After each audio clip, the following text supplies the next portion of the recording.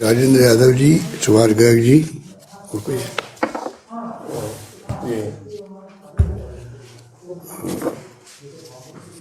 और तमाम हमारे उपस्थित चीफ सेक्रेटरी साहब और अन्य अधिकारीगण,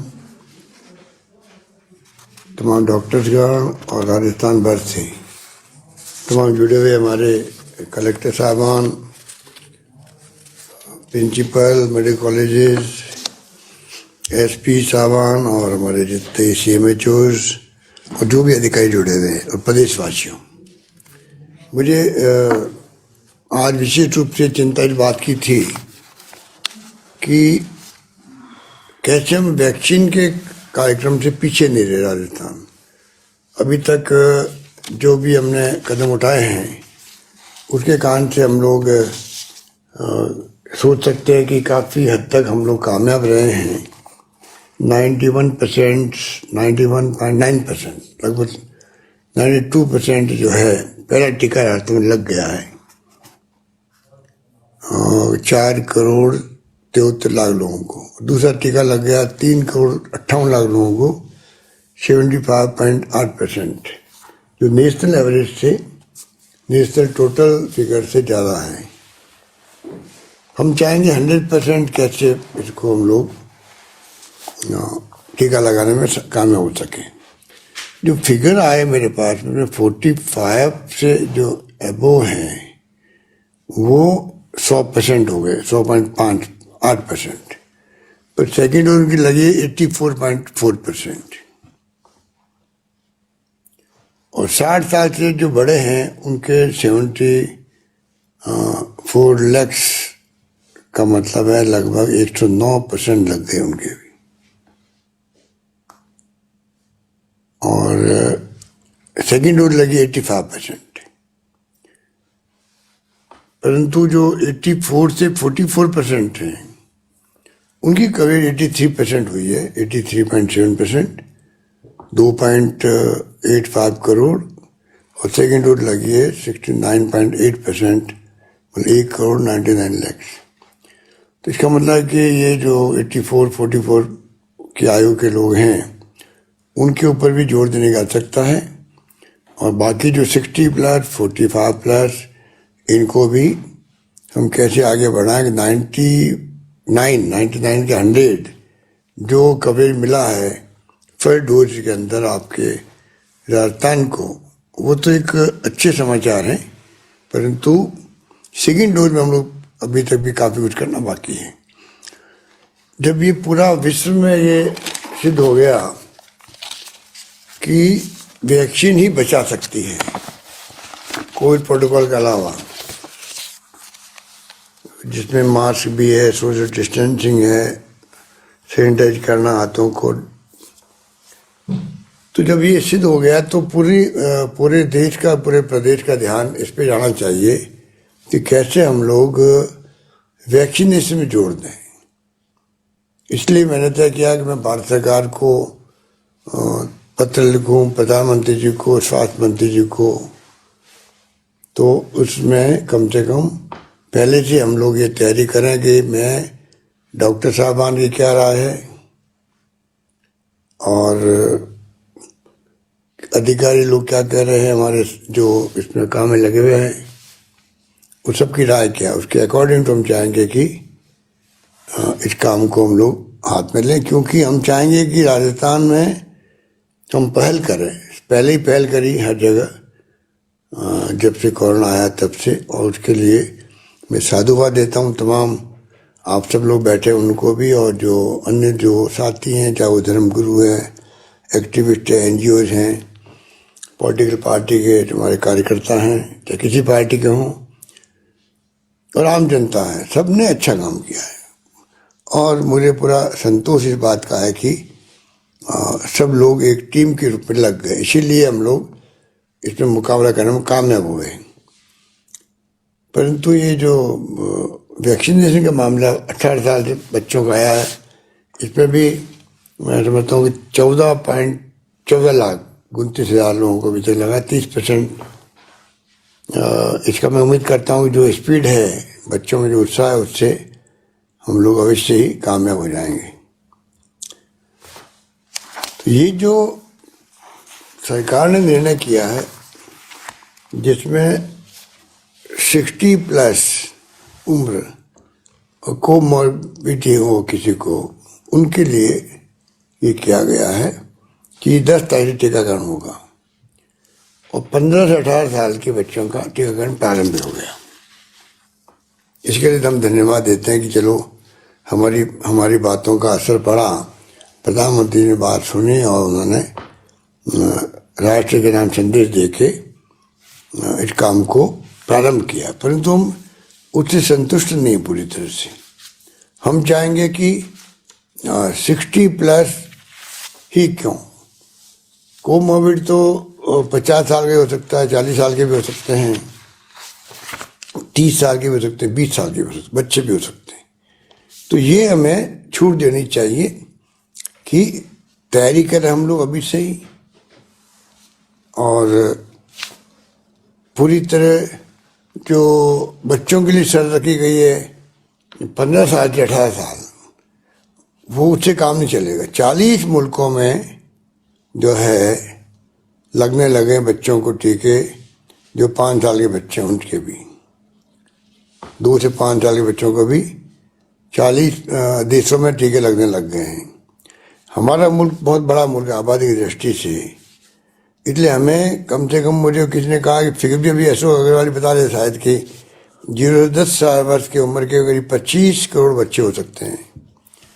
तो बच्चों का फ्यूचर डिपेंड करता है देश के फ्यूचर के साथ में, इसलिए हम चाहेंगे कि बच्चों का टीकाकरण भी प्रारंभ हो।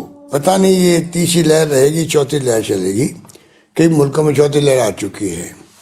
इसलिए हमें चिंता इस बात की है कि हम 2 बातों में जोड़ दें भारत सरकार को। एक तो ये कि बच्चों के टीकाकरण की तरफ वो फैसला करे। 15 साल के बच्चों की जो क्या, वो तो 12 साल के तो कर ही सकते थे। ये जो कोवैक्सीन की जो ट्रायल हुई थी वो 12 साल के बच्चों को भी हो गई और उससे छोटे बच्चों की भी हो गई। और हम कैसे ऑर्गेनाइज करें कि वैक्सीन हमारे देश में और ज़्यादा अधिक से अधिक उपलब्ध हो सके, दुनिया के मुल्कों से आ सके, कुछ भी करें, परंतु हम लोग चाहेंगे कि हमारे बच्चों को जो है उनको वैक्सीन लगे। हर माँ बाप को चिंता बच्चों की होती है। और तीसरी लहर के लिए जब सुनते थे पहले कि तीसरी लहर आएगी बच्चों के लिए आएगी, हालांकि बच्चे अभी भी बहुत आ रहे हैं, पर फिर भी जो तीसरी लहर में जो चिंता सता रही थी, वैसी स्थिति इसलिए नहीं बनी है कि वैक्सीन में हम लोग काफ़ी कामयाब रहे। अगर वैक्सीन में कामयाब नहीं रहते तो शायद अभी जो है हम ज़्यादा तकलीफ में आते हैं। ये तो तमाम डॉक्टर्स, तमाम एक्सपर्ट कह रहे हैं कि वैक्सीन ने बचा लिया देश को और प्रदेश को। तो मैं चाहूँगा कि भारत सरकार को, प्रधानमंत्री जी को हम लोग दबाव देंगे, स्वास्थ्य मंत्री से बात भी करेंगे कि किस प्रकार से वे सबको अलाउ करें। और ये जो कोमॉर्बिड की शर्त रखी गई है 60+ वाले लोगों को, तो उसके लिए वो शर्त हटनी चाहिए। कई लोग तो प्राइवेट जो है हॉस्पिटल्स, वहाँ जाके करवा सकते हैं, छूट मिलनी चाहिए। उनके पास जो 25 में कोटा दिया गया, उनको 25 में कोटा जो दिया गया है वैक्सीन लेने का, वो कुछ जा ही नहीं रहा वहाँ। बहुत मैंने सुना है बहुत कम लोग जा रहे हैं वहाँ पर। उनको विश्वास ज़्यादा सरकारी अस्पताल पे हो गया जब से कुछ कंट्रोवर्सी पैदा हुई थी वैक्सीन को लेके। वो पूनावाला जी बहुत ही कहना चाहिए कि जिन्होंने बहुत बड़ा कंट्रीब्यूट किया देश को वैक्सीन में, रिसर्च करके वैक्सीन बनाई भी है, पर उन्होंने कोवैक्सीन के लिए ऐसा कमेंट कर दिया जिसके कारण और थोड़ा लोगों में कॉन्फिडेंस कम हो गया। तो ये तमाम बातें सामने आ रही है, परंतु हम चाहेंगे कि किस प्रकार से इस काम को आगे बढ़ाया जाए। अमेरिका के अंदर भी जो है वहाँ भी बहुत ही बुरे हालात है। 10 लाख लोग जो हैं, 10 लाख लोग आ रहे हैं वहाँ पर प्रतिदिन, कभी 7 लाख, कभी 8 लाख। तो ये आप सोच सकते हो कि ये स्थिति बनी हुई है दूसरे मुल्कों के अंदर भी। हर मुल्कों के अलग अलग चार्ट हैं। ये स्थिति में हम लोग चल रहे हैं। इसलिए मैंने उचित समझा कि मैं आह्वान करूं हमारे प्रदेशवासियों को, कि आप सब काम छोड़ के इसमें ताकत लगाएं कि सेकंड डोज कैसे लोग लें, उसके अभियान को सफल बनाएं। और मुझे इस बात का संतोष है कि जो पिछली बार भी इश्यू हुई थी तो हमारे कलेक्टर साहबान ने अपनी पूरी टीम के साथ में और तमाम डॉक्टर्स ने, तमाम CMHOs ने और सब ने मिलकर के वैक्सीन को बहुत अच्छे ढंग से कैंपेन किया। उसी कारण से हम 91%, 92% तक पहुंच पाए हैं।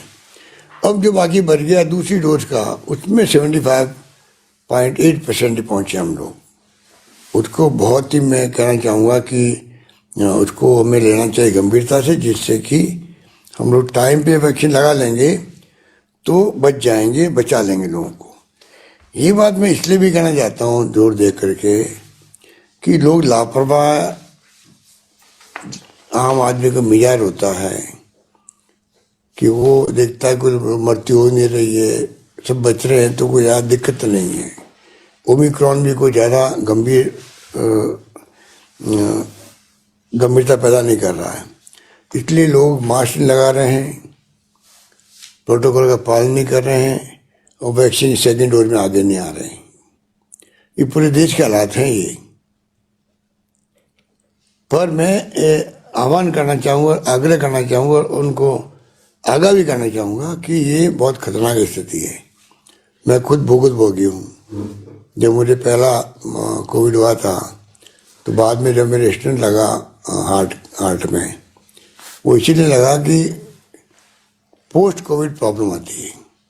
मैंने कल परसों ट्वीट किया था कि मैंने लिखा कि किस प्रकार से लंग्स में प्रॉब्लम्स हो, चाहे वो अस्थमा हो जाए, चाहे कई लोग पैरेलल अटैक होते हैं। पैरेलल अटैक किसे कहते हैं? लकवा होना किसे कहते हैं? किसी का हार्ट की प्रॉब्लम, किसी किडनी की प्रॉब्लम, ये जितनी तरह की बीमारियाँ आ रही है वो पोस्ट कोविड आ रही है। अब पता नहीं ओमिक्रॉन जो है ये पोस्ट कोविड इसका क्या रूप होगा किसी को नहीं मालूम अभी।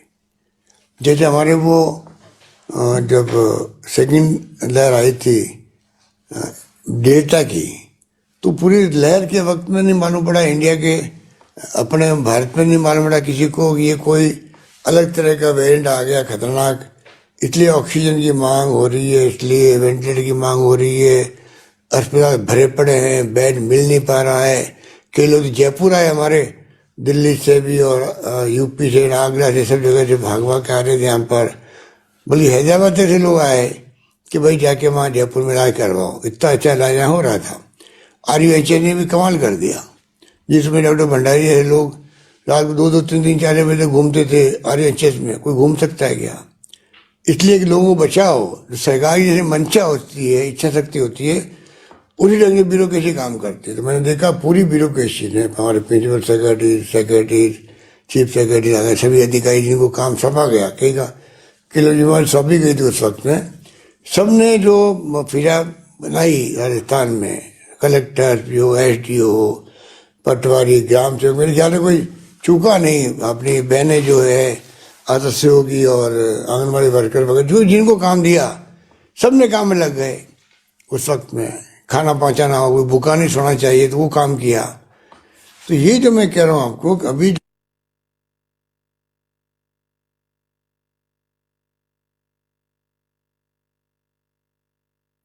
सर आपका माइक ऑफ हो गया है। कब से हुआ है? 10 सेकंड सर। मैं ये कह रहा था कि मुझे पोस्ट कोविड हो गया। वो कोविड सुन लिया होगा आपने कि कोविड हो गया तो मैं उसमें मुझे तकलीफ हुई हार्ट के अंदर और उसमें मुझे स्टेंट लगा।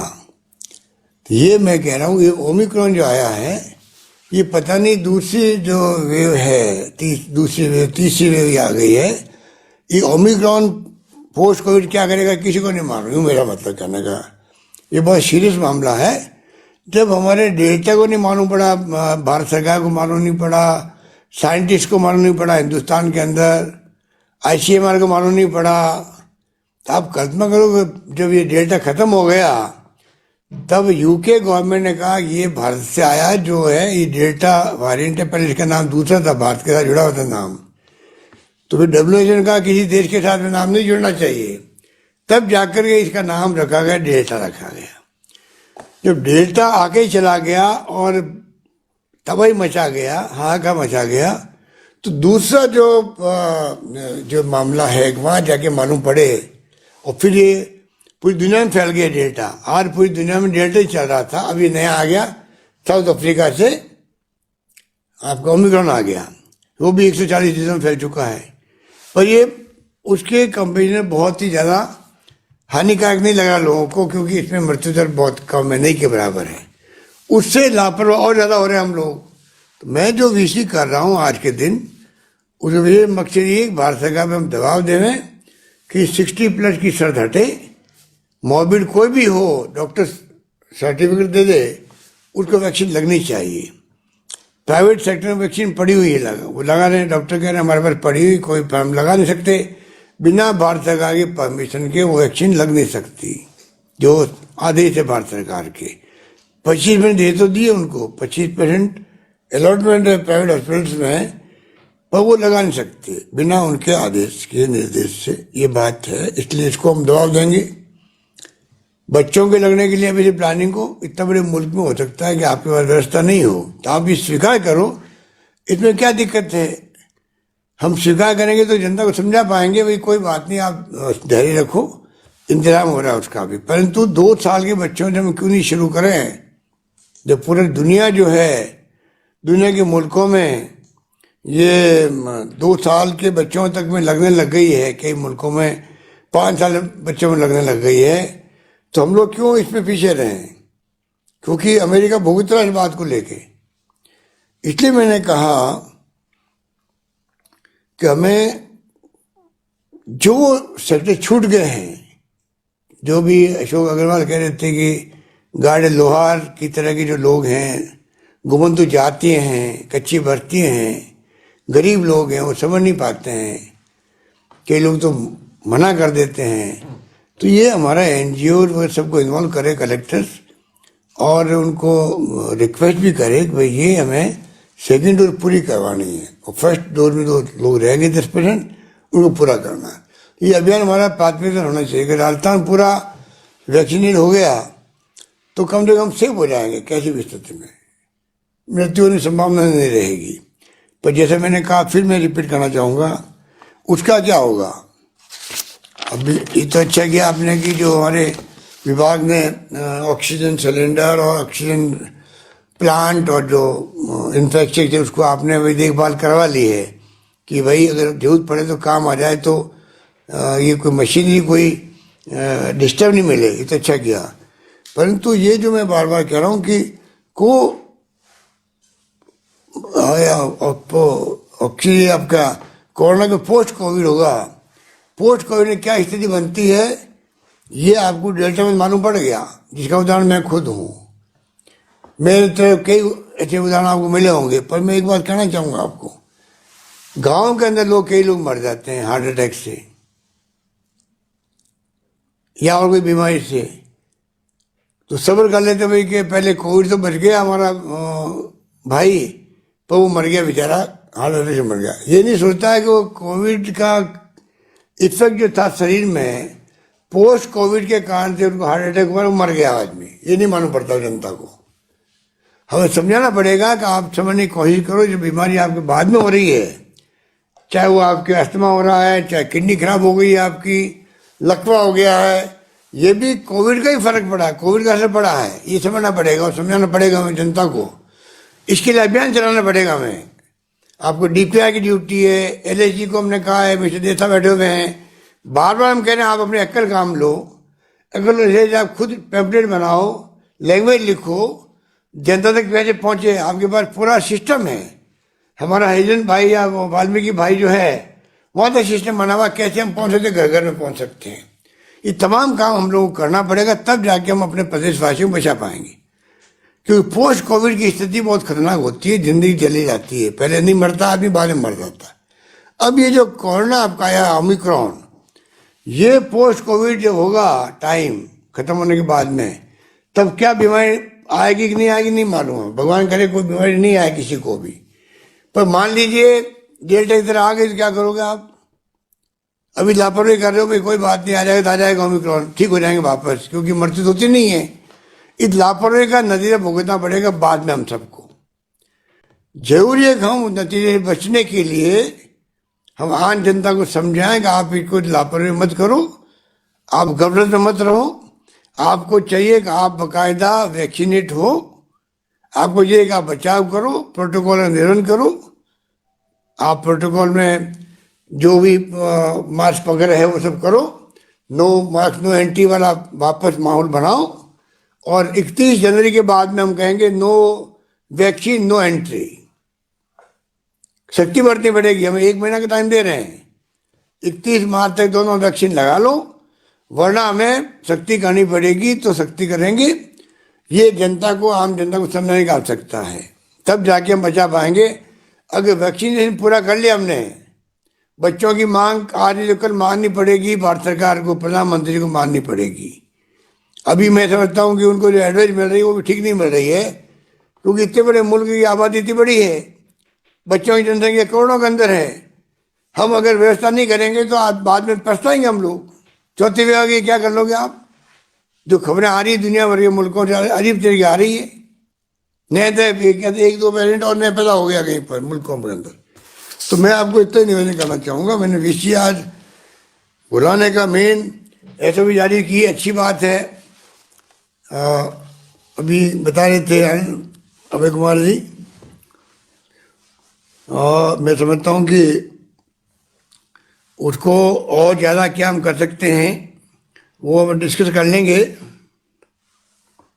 और मैं उम्मीद करता हूँ कि प्रोटोकॉल भी निभाएंगे, और ये जो फैसले करने हैं वो जरूर करने आपको, उन फैसलों के आधार पर ही हम लोग चाहेंगे कि आगे बढ़ें। और कोई अगर निर्णय किया जाता है तो पब्लिक इंटरेस्ट में किया जाता है।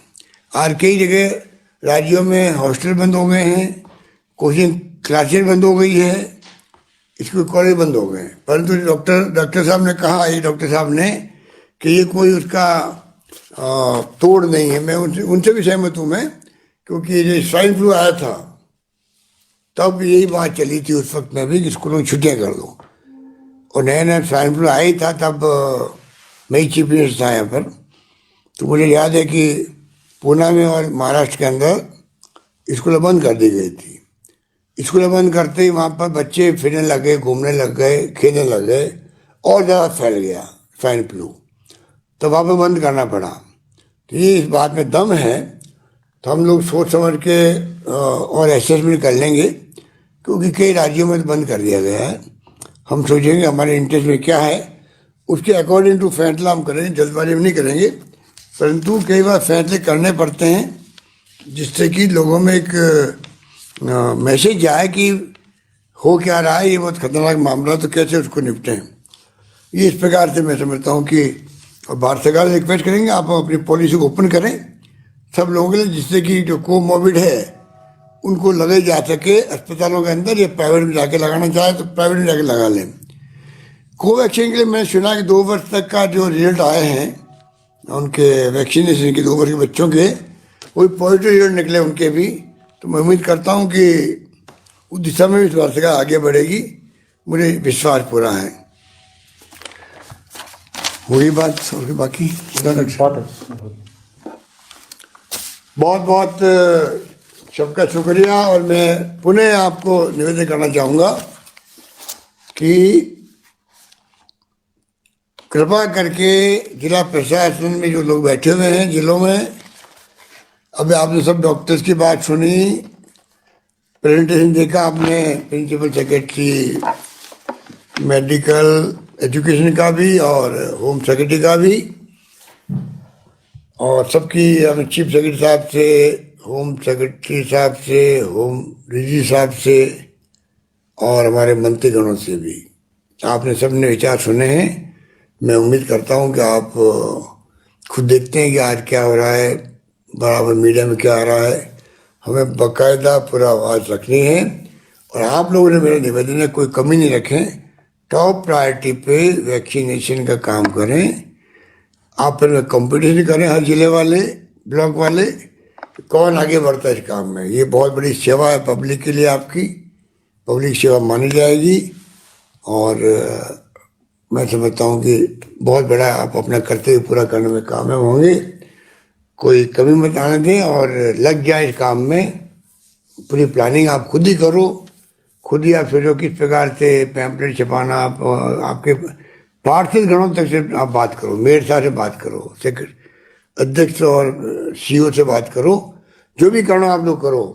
पर मैं चाहता हूँ कि 18 साल का जो अभी 15 साल किया उसका भी, और बाकी बातें मैंने कहा आपको हम लोग बाहर से बात करेंगे।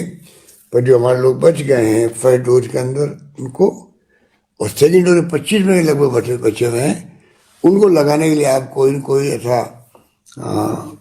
ऐसा अभियान चलाएं कि उसमें हम लोग कामयाब हो सकें। ये मैं मैं फिर कहना चाहूँगा, पोस्ट कोविड की चिंता ज़्यादा मुझे है क्योंकि मैं खुद भोगी हूँ। ये तो प्रदेशवासियों की दुआएं मेरे साथ में हैं, उनकी दुआएं मेरे काम आ रही है कि मैं दूसरे वे में जब मेरे को डेल्टा हुआ था उस वक्त में पोस्ट कोविड में मुझे बहुत तकलीफ हो गई अचानक ही। वो दुआएं मेरे काम आई, मैं बच गया। वरना वो जो जिस प्रकार से स्टेंट लगा है और डॉक्टर ने मुझे बताया है, और डॉक्टर ने मुझे नहीं बताया है, जो डॉक्टर हमारे माने हुए देश के डॉक्टर पांडा बॉम्बे में है, एशियन हार्ट हॉस्पिटल है, और डॉक्टर थ्रियान, डॉक्टर बहल ऑल इंडिया इंस्टीट्यूट, डॉक्टर थ्रियान जो मेदांता में, डॉक्टर बहल एम्स में थे पहले, अभी रिटायर हुई है। इन सब ने हमारे डॉक्टर से बात करी जब उनको मालूम पड़ा कि मेरे तो इतना लग गया है। अशोक सेठ उनसे मैं मिल के भी आया था। तो सब डॉक्टर ने कहा कि आपका जो जहाँ पर आपका ये लगा स्टेंट लगा है, और जिस प्रकार डॉक्टरों ने फुर्ती से टाइमली एसएमएस के डॉक्टरों ने, एसएमएस के डॉक्टर जो हमारे सरकारी डॉक्टर हैं, वहाँ पे वहीं पे मैंने कहना उचित समझा, वही मैंने एंजियोग्राफी कराई, सीटी स्कैन करवाया और स्टेंट लगाया। आपको जान के खुशी होगी, सब डॉक्टर ने कहा कि आपके डॉक्टर ने अच्छा काम किया है जिसके कारण आप बच गए हो। अगर आप देरी करते तो पता नहीं क्या होता। तो आप सोच सकते हो कि इस फुर्ती से डॉक्टर ने काम किया और मैं बच गया। ये आप सबकी दुआएं मेरे काम आई, प्रदेशवासियों की दुआएं काम आई मेरे, और मैं उसी रूप में लगा हुआ हूँ। इसीलिए मैंने आरबीसी करी कि मैं कम से कम बताऊँ कि वैक्सीन हमारे लिए वरदान साबित हो सकती है। वरना पोस्ट कोविड की प्रॉब्लम को तो कोई रोक नहीं सकता, डॉक्टर भी नहीं रोक सकते। डॉक्टर क्या कर सकते हैं? इलाज कर सकते हैं, पर बाद में जब वेरिएंट के जो इनके प्रॉब्लम पैदा होती है उनसे शरीर के अंदर, उसको कौन रोक सकता है? हजारों लाखों तरह के वेरिएंट बनते हैं। इसलिए मैं समझता हूँ कि पूरे प्रदेशवासियों से आह्वान करूँगा कि आप अपनी ड्यूटी को समझें। और पहले आपने साथ दिया करीब 1.5 साल, अब मार्च में 2 साल हो जाएंगे हमें कोरोना लड़ते हुए। अभी तक अपने विजय प्राप्त की है, पर संपूर्ण विजय तब मिलेगी तब पूरी तरह इसका खात्मा होगा, और वो असर आपके सहयोग से संभव होगा, ऐसा मेरा मानना है। तो चाहे मीडिया वाले हों, चाहे वो एक्टिविस्ट हों, एनजीओ हों, पार्टी के लोग हों, इसमें कोई राजनीति नहीं होनी चाहिए। इसमें चाहे केंद्र सरकार हो, राज्य सरकार हो, सब मिलकर पब्लिक को, आम जनता को बचा सकती है। राजनीतिक दल भी आपस में कार्यकर्ता मिलकर काम करें, इसमें कोई हर्ज नहीं है। हम बचाना लोगों को, तो उसमें क्या राजनीति हो सकती है? अगर बचेंगे तो राजनीति करेंगे। यदि पब्लिक, आम जनता बचे, गरीब आदमी है, डेस्टिट्यूट है, पीछे उनका ध्यान भी रखें, वो कई बार समझ नहीं पाते हैं इन स्थितियों को, तो उनसे पहुँचाएं। हमने यहाँ पर फ्री दवाएं, फ्री मेडिसिन, 5 लाख तक का बीमा कर दिया, चिरंजीवी योजना, उन तक पहुँचे वो। चिरंजीवी में कोरोना भी सम्मिलित थे। चिरंजीवी में हमने वो जो ब्लैक फंगस, बहुत भयंकर बीमारी हुई थी डेल्टा के बाद में, ब्लैक फंगस सुना होगा नाम आपने। ये पूरा जबड़ा काटना पड़ता है, आग चली जाती है, सिर का हिस्सा काटना पड़ता है। 550 के राय थे राजस्थान के अंदर, उनका इलाज भी करवाया। तमाम ये जो है ये हमने चिरंजीवी योजना में डाल दिया उनको। अब थोड़ा बहुत सहयोग तो करना पड़ेगा हमारे साथियों को, कि गरीब आदमी तक भी उसका रजिस्टर नहीं करवा रहे। फ्री में है वो इलाज, पैसे वाले 850 रुपये ले रहे हैं। 850 रुपये किसी बात नहीं हो तो जाके कलेक्टर कह दो, वो व्यवस्था कर देगा। मैंने कह रखा आप एनजीओ से बात कर लो, किसी से बात कर लो, वो मदद कर देंगे, मैं कर दूँ मदद। एक आदमी प्रदेश वाली छूटना नहीं चाहिए। इतनी बड़ी योजना बनाई 5 लाख तक की, तो आप सोच सकते हो कि उसका लाभ तो लोगों को मिले, वरना घर बेचना पड़ता है, गिरवी रखना पड़ता है अपने माँ बाप को बचाने के लिए। क्या क्या नहीं करता, हमारे अच्छे संस्कार है ये। माँ बाप बूढ़े भी हैं, मालूम है कि बचेंगे नहीं, तब भी हम लाखों रुपये लगाते हैं उनके लिए, प्राइवेट में ले जाते हैं, भाई चलो बचना चाहिए मेरे माँ बाप, कहने गिरवी रख देते हैं। तो ऐसे मुल्क में हम रह रहे हैं, ऐसे प्रदेश में रह रहे हैं, तो हमारी ड्यूटी बनती है कि हम क्या कर सकते हैं वो हमें करना चाहिए। बहुत बहुत शुक्रिया, धन्यवाद। धन्यवाद माननीय मुख्यमंत्री महोदय, आपके उद्बोधन के लिए, आपके मार्गदर्शन के लिए। और मुझे विश्वास है सर कि आपने जो मार्गदर्शन और निर्देश दिए हैं उससे राज्य में वैक्सीनेशन और गति पकड़ेगा। जो शेष हमारा टारगेट ग्रुप है उसको हम वैक्सीनेट कर